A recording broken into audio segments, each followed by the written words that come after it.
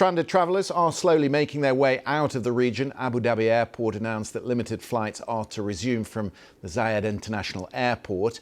Since war broke out on Saturday, more than 130,000 Brits have registered their interest with the British government to try and get out of the region. Our chief political correspondent, Henry Zeffman, gave us this update from Westminster.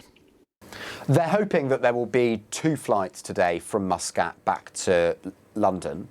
One of them was meant to take place last night. It didn't take off. The Foreign Office says that's because of technical reasons, and I understand those technical reasons are related to the airport rather than anything particularly to do with the UK government.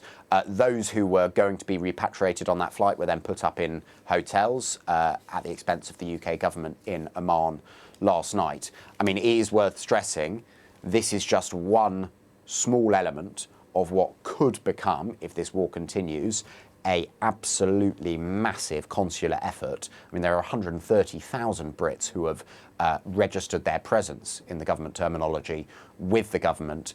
They're across various different countries in the region, and if more of them want or indeed need to be repatriated, then that would be a mammoth task for the government. Meanwhile, as we've been hearing from Jess, there's been plenty of criticism of the British government from its allies. Defence Secretary John Healey is in Cyprus meeting his counterpart. Does some of this criticism fall on the Treasury as well, do you think, Henry?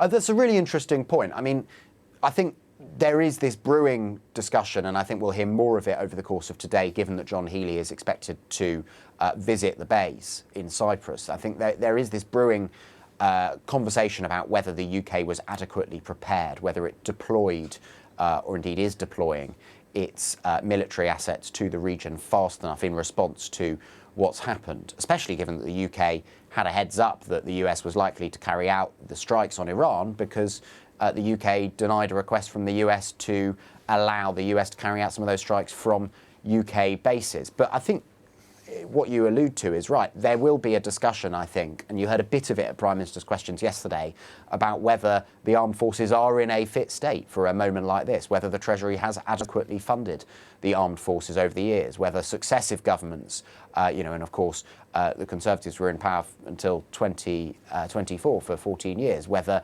they allowed the armed forces to shrink too small during that austerity period. But there is also that forward-looking conversation about whether the government is increasing defence spending fast enough, given the scale of peril that is clearly facing various parts of the world.